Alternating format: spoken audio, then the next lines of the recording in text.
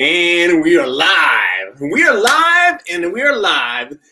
Thank you for joining us for the next episode of the Vision Alignment Show, where it's all about understanding our core beliefs, our core strengths, our core values should be in alignment with what our vision is. So that's really where we're taking this show, because we all have blindness in our lives.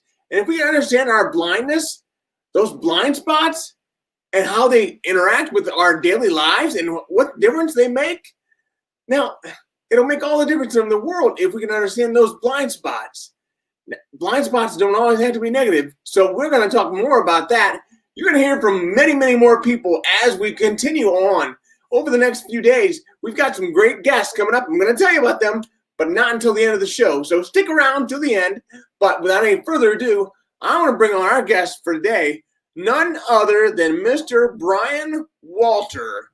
Hey, Brian. Thank you for being on today. It's fantastic to be here, Brian, with one eye. All right. Yes, I have the wink, but, it's one of those things. It's been great, and I appreciate you coming on. I know it's rather early for you in Seattle, right? Exactly. It's a little early, but that's okay. The rest of the world apparently got up already.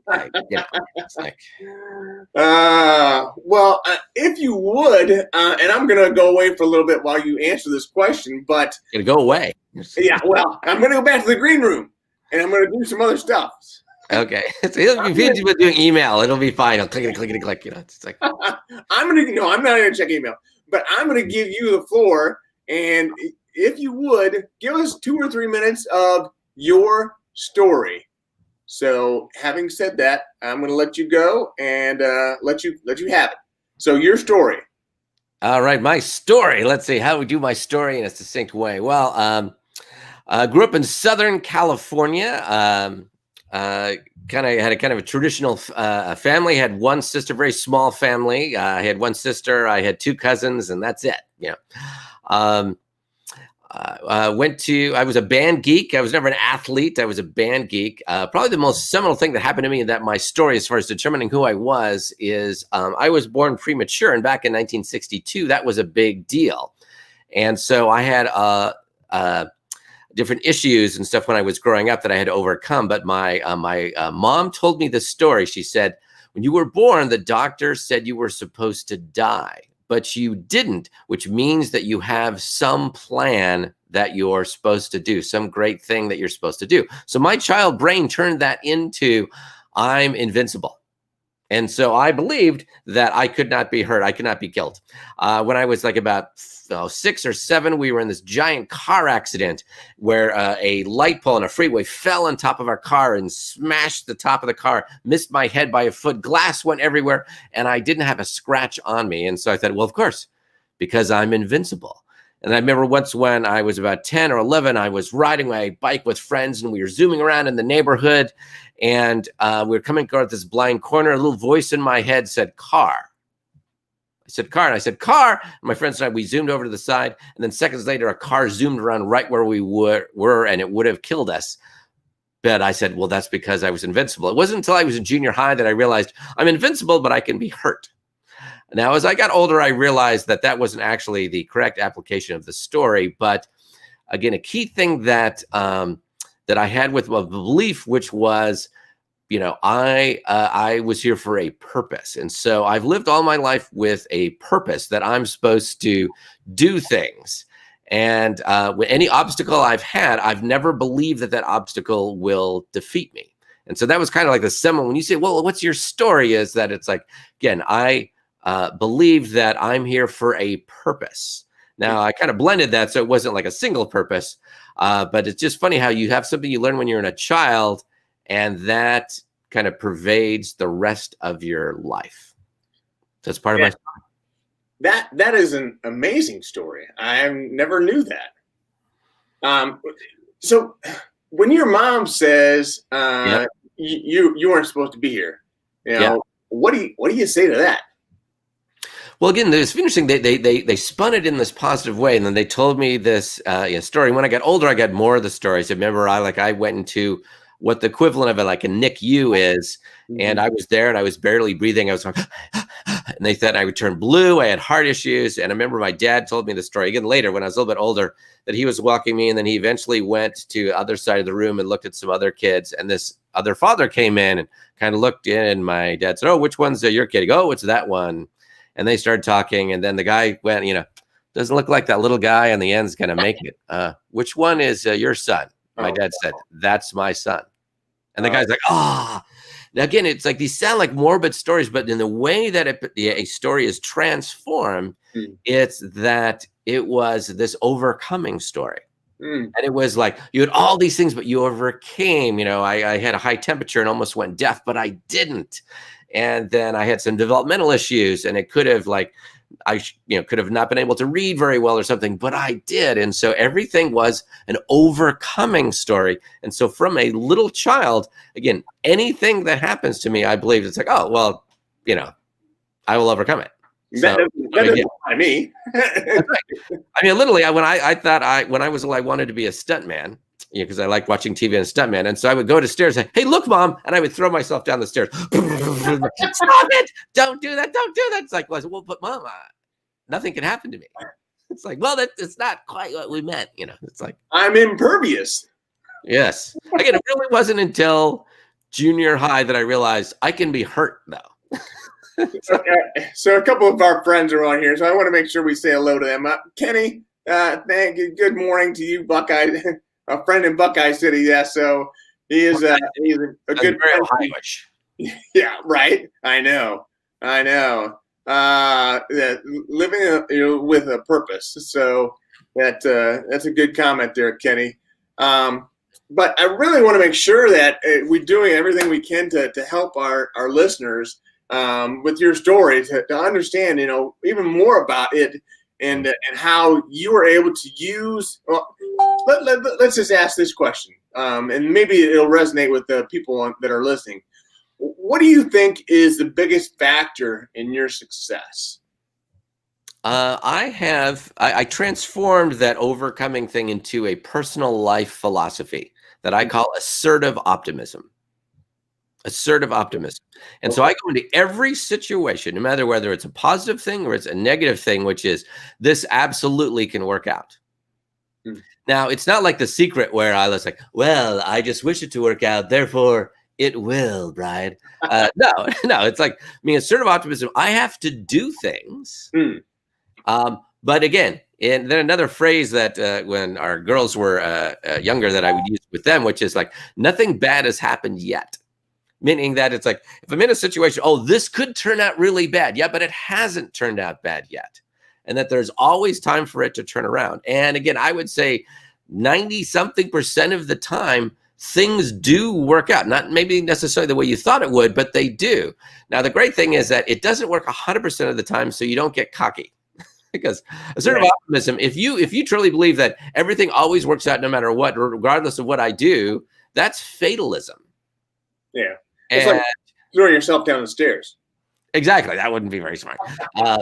But the assertive optimism, like if I go into a situation that it's like, okay, I will continue to do things and in a positive way, an assertive, positive way, keep doing until I run out the clock. And again, almost all of the time, it turns out. Mm-hmm. So in the times of COVID, what have you been up to? What have you been doing? Well, the time of COVID, it's like when it really kicked in March, and suddenly every live event that I had on the books that I was going to do was postponed or moved. It's like, oh, and so what I immediately went to, it's like, oh, this feels exactly like early 2009, except that I can't go anywhere, for the Great Recession. And I survived the Great Recession by expanding the services that I could offer my clients. And so I just emphasized the internal communication aspect of my skill set. And so, which is like, okay, so I came up with like new value. It's like, okay, so I can do fast, affordable video for you, client. And so I would say things like, so right now you can do 3 things, Ms. Client. You can do a Zoom or Google Hangouts meeting with your staff. You can do a one-on-one Zoom or meeting or Google Hangout with your staff, or you can send them an email. Which of those do you think they really look forward to? None of those. Or you could send them a video that they can watch when they have the margin to do so. Oh, yeah, let's do that. Let's do that. Because no one gets tired of watching videos where they control when they watch it. Right. And so that created margin. So I would say I probably did like 9 videos for clients in less than a month. Like boom. And once I got that ball moving, it's like, okay, so this will not be a financial nuclear meltdown. It won't be, financial Chernobyl. And once you get into a mindset of, I'm not going to be crushed by this, this will work out, I have to do things, then it's like you come from a place of contribution instead of a place of panic. And when you come from a place of contribution instead of a place of panic, good things can happen. A place of so before we go into that, we want to recognize Wes here on. He That's right. Evidently spent some time in Redmond, your area. So. Exactly. I had Microsoft a client for a long time, and as I'm sure Wes knows, they're not an easy client. But yes, we have a Starbucks, I think, every 73 yards. Yeah. So pretty much wherever you go in any direction, you can find Starbucks or independent coffee shops that charge even more. Yes. Isn't that great? Mm-hmm. So talk to me about, and I love what you were saying about your independence, but also I lost my train of thought. You were saying about again with the hold on, sort of optimism, and if you go into something and you shift and you're able to shift into contribution mode instead of desperation mode, then it opens up opportunities. Because if I'm going into here, it's like, I need to do business with you, Brian, or I'm not okay. That's going to leak. That emotional need is going to leak, and you're going to see need or desperation from me. Now, we might still do business because maybe I offer something that's really good and you need it, and we may still do it, but you're not going to want to work with me. Mm-hmm. But if I'm coming from a place of contribution and a sort of optimism, like I'm positive, I'm optimistic, providing opportunities, I'm coming from a place of contribution, then you're going to want to work with me. And then that will create a positive momentum. And then if that goes well, you're going to want to work with me again. Because the deal is, all of our clients still have some budget. Mm-hmm. So the question is, who's going to get it? Right. And it was like, well, it's going to go to the things that they need best. Really? Because all human beings are inherently rational. Oh, that's right. They're not. They're not. They're going to work with the people that they want to. They are humans. Some needs. Yeah, because we're humans, Like they say, it's like, fortunately, we work with humans, That's good news and bad news. Yes. It's like. Wow. There's a lot of truth to that. So when you do this and when you go in and you have that mindset, that's great. But what if you don't have that mindset? What if you enter into a conversation with somebody and you're kind of feeling, and I'm sure you have ups and downs just like everybody else. But what if you're having one of those down days and you just don't feel like it? You don't feel like I can do this. I don't feel like I've got enough in the tank to be able to offer something. I need to have something back from them first. Mm-hmm. You ever feel that way? We feel that way. And so that's why I call assertive optimism a philosophy, an operating philosophy. You've got to look at that. That is your operating system. Mm-hmm. And again, when you're in a computer and you have an operating system issue, what do? Reboot. Or you call tech support and then they ask if you rebooted. Make sure it's plugged in. And it's like, or you log out and you log back in. And so again, when something is a philosophy, it's like, this becomes your default way of operating. And it's not that I have to feel fantastic and I don't have a down day. But if I operate from assertive optimism, which is, this will work out, I will assertively do things to help contribute and make it a possibility. Fast story. I had a very important client meeting in San Francisco. I'm in Seattle, like about a 2-hour, flight away.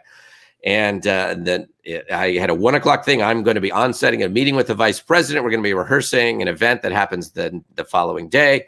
So again, night before, I just click in, look at my Alaska Airlines thing. I see a flight to San Francisco. I know I'm going to have to get up at about 6 a.m. to catch the flight that I usually catch. It's all great. So I get up at 6 a.m. the next morning, and I go to log in and print out my thing. And I saw, oh, wait, that's a different date.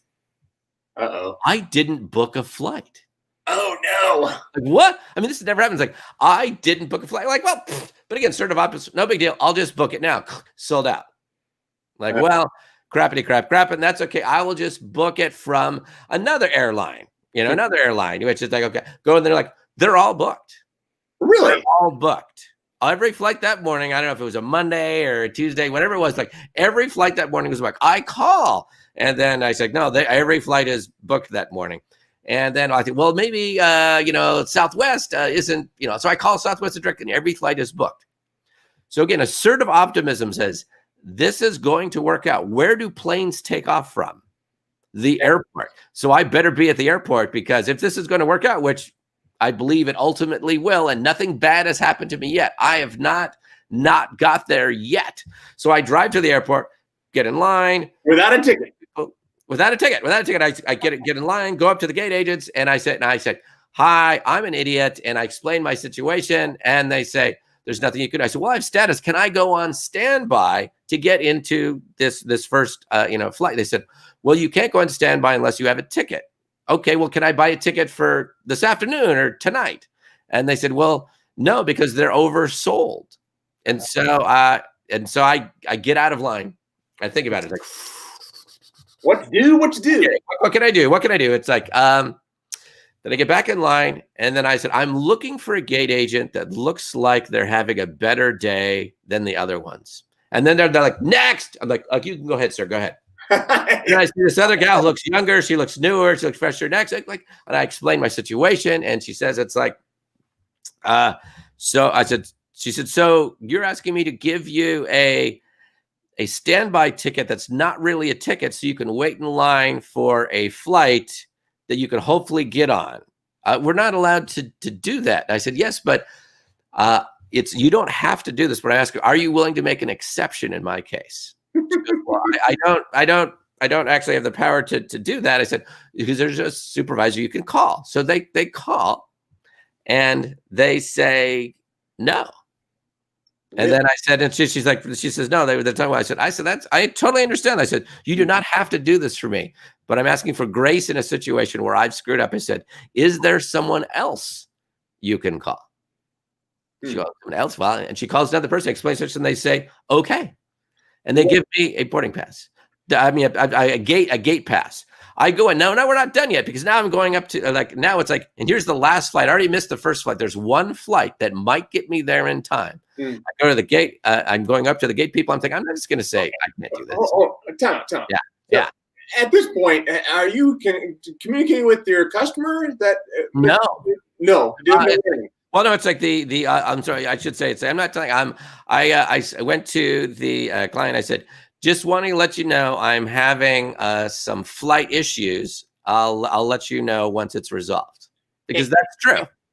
Flight issues. Absolutely. The issue is I didn't buy a ticket. I didn't need to share that information yet, because again, nothing bad has happened yet. I have not missed this meeting yet. I missed the first flight, but there's one more flight that could get me there in time. So again, I've now got a gate pass that gets me through security to the gate. I've got status, so if there is an opening on a flight, it'll generally be me. But so I go. So what I do is I thought, okay, it's not enough to just show up and go, hi, I have a need. So again, assertive optimism. You have to do things. I go into the gift shop and I buy a giant 3-pound thing of chocolate. The chocolate thing. I go to the gate agents and I say, it's like, so I know there's nothing you can do to technically control this, but I need to be on this flight. She's like, there's already 2 people in front of you. I completely understand this. I said, but if there's a way, I just wanted to give you a pre-thank you. And then I gave them the chocolate thing. And they say, sir, we're not allowed to accept gifts from passengers except chocolate. sit down. And she goes, sit down. I said, oh, okay. So I sit down and I'm watching everybody doing this thing. And we're talking, it's like, there's like 2 minutes left before this flight is supposed to fly. The people are getting ready to close the door. Then she goes, no way. Aisle or window? You get a choice? I don't know how. I get in the flight. I land, I grab a thing. I tell the client, it's like, I said, due to some flight issues, I'm now on a second flight, not on the first flight. I still should make it, but just know it'll be tight, but I will get there. Wow. I get there, I land, I scream, I scream into the thing. I race out there, I'm sweating at it, and I boom, then I walk in, I have 10 minutes to spare. No way. The vice president comes in. We rehearse some things about her 15 minutes. The client goes, well, that's all we needed for today, so we'll see you tomorrow morning. Great. To me, that was the biggest proof point, which is that it's like, I did not have a right to make that, but I had assertive optimism that this could work out. Nothing bad has happened to me yet. I have to keep assertively doing positive things to make it a reality, but I'm going to presume success. Wow. And that's a type of thing. That's an example of assertive optimism. I wasn't passive like, the universe will give me a ticket. I'll be there in time. Teleportation technology we invented, and Scotty from Star Trek will make me get there. I mean, like, no, I had to do things, and I never panicked, and I was always positive, and it worked out. So, but you had that mindset. You had the growth mindset. You call it assertive optimism. I call it a growth mindset, where you know that something is going to work out. How do you maintain that? Because I mean, I've got to think there was many times where during this course, and before we get to this, I want to go to a couple of friends that have joined in. So, Legal here, he's joined in. Good morning, Ted. I'm glad you're on this morning. Hope you're doing well. Ted is in the hospital, so to have him come in for this meeting is phenomenal. So, hope you're getting. And he put good morning in initial caps too. Good morning to you all. He's already assertive optimism. Yeah. Like, he's declared that this morning is good. It's a good morning. Right. Yeah. So, and he was bit by a brown recluse spider. So he's dealing with some big stuff. Anyway, there's also Kenny. I love the story. Thank you very much. Appreciate that. And positive attitude doesn't change anything. He's got pizza for breakfast. I mean, come on. You have what? He's got pizza for breakfast. I mean, look at Kenneth Mayberry pizza party for his avatar there. Yeah. So how do you do that with that mindset though? You've gone through the ticket counter, and the lady, they just said no, and said, okay, maybe, and then so you get a ticket, and then where is it? Do you have thoughts like, oh, this probably didn't work out? Did you ever think that? Well, see, that's part of the thing is like a philosophy is your operating system. A philosophy is the way you choose to believe. And as soon as you start saying, oh, this probably won't work out, you're now operating on that belief. Now, again, until it hasn't worked out, why should you have any energy or belief that it won't? Now, what happens is that we usually start going to the consequences. If this doesn't work out, I'm not going to make it. If I'm not going to make it, the vice president's not going to see me, and I'll have to come up with an excuse. And since I'm an honest person, I can't lie, and they're going to think less of me because I was an idiot, and all these bad things are going to happen. And then look how much mind share that takes. Yeah. Now, again, most of the time, things can work out. Not all of the time, but most of the time, things work out. And then every once in a while, when something doesn't work out, you shift in your sort of optimism that it's like, this not working out can work out. Mm-hmm. Let me say that again. This not working out can work out. Meaning is that something good can come from something. Service recovery, like reestablishing trust, having gone through something that's bad, can be emotional bonding thing between people. Now, you don't choose and want that. Mm-hmm. Because again, everything doesn't work out in the world, but almost everything can work out. And things that don't work out can still be redeemed. And assertive optimism is like, okay, if this winds up not working out, then what didn't work out can work out in still a positive, redeemable way. So I remember you one time you were in Ohio, believe it or not. And we had a conversation. So you were talking to a group of people. It was the NSA meeting. And National Speakers Association, for those of you who don't know who that is, not the National Security Administration. Right. Thank you for the clarification. But you mentioned in how you would be approaching a potential client, and they would say, "Well, we don't have budget for that." And so you would come back to them, and you said something like, "Well, let's talk about that. So let's not just assume you don't have budget for that. Let's work on how we can make this work." You used better words than I did, but that's essentially what you prescribed, right? Mm-hmm. Yeah, it's like if they're, for example, in a situation, if someone's talking to you about whatever we're talking in a professional realm right now. Mm-hmm. If someone is talking to you about your services, they have something. Why would they be talking to you? So either they're a nefarious, evil person who are like, well, I will talk to Brian Wagner and I will extract all of his value for free. I mean, like, that's possible, but it's not likely. So what they're like, I hope he will do it for $1,000, which of course is not, I mean, it's unlikely he will, but maybe he will. And so sometimes it's like, it's a case of educating a corporate client on how to access other pools of money. And you can talk about it's like, okay, that this is an event. It's like, are you connected to the training department? Well, yes. It's like, well, if this was a training component, can you tap into training funds? I would do this thing all of the time where I would talk about the bond between HR and marketing. And I said, here's the deal. And if I was talking HR always pleads poverty. Oh, we're HR, we don't have money. I said, but you have access to people, which is something that marketing wants, because marketing is an internal communication. They're always hacked off that internal people don't know what the heck they're doing. And marketing is always rolling in money. So is there something that marketing wants from your access to people at this meeting? Can you give them a segment of this? Can we align with some message that they have? I never thought of it. Can we talk to them? Well, yes. It's like, because they have more money in their left sock drawer than your entire budget is. This is like, oh yeah, so you need $5,000? Sure. Here's what we want. We want this. And you're going to go, fine, absolutely. And I never thought of that before. It's like, so you help them do that. It's like, okay, is there a training budget? Is there a video budget? Or something we can combine with this? Is there another group we can invite in that has money? Is there a sponsor that we can do? Is there an internal sponsor that we can do this? Sometimes it's aligning with, I always talk about, I said, so whose meeting or event is this? Oh, it's Ms. Big. Okay, what is Ms. Big? Ms. Big is the vice president of blah, blah, blah, blah, blah. What is something what is her pet project? Well, I don't know what her pet project. What is she always talking about? Oh, she's always talking about this. I said, the reason she's always talking about this is that it's probably on her annual objectives and she has to show progress towards it. And even if she can't achieve it, she has to show progress. Could this event be a progress milestone for her pet project?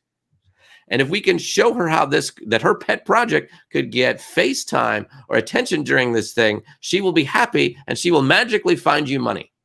And they're like, I never thought this. So this is the process of educating and going alongside of having. It's interesting. Like, have you ever thought of it as having client compassion? Mm-hmm. Now, oftentimes when they're like, oh, they can't afford me. They're an evil, horrible, sucking client. Oh my gosh, I hate them. Why would they even bother to call me if they didn't have budget? That's not client compassion. And if you look at the Latin roots of compassion, it's to suffer with. That doesn't mean you're both suffering. It means I come alongside of you and I'm aware of your pain. You have a budget issue. And I have empathy. I've been there before and I feel this. And this motivates me to come alongside you, to suffer with you and be wanting to help, be motivated to help. So when we have compassion, means I suffer with you, meaning I know that you're suffering. I feel a little bit, I'm not overwhelmed by your pain because I can identify with your pain because I've felt it before. So I have compassion for you and I feel with you and I want to help and find a way to make it work, which sounds kind of like a sort of optimism. And then boom, you arrive at a positive place. Wow. There's so much value you've given us already. I mean, and this show has just flown by. I mean, 30 minutes is gone.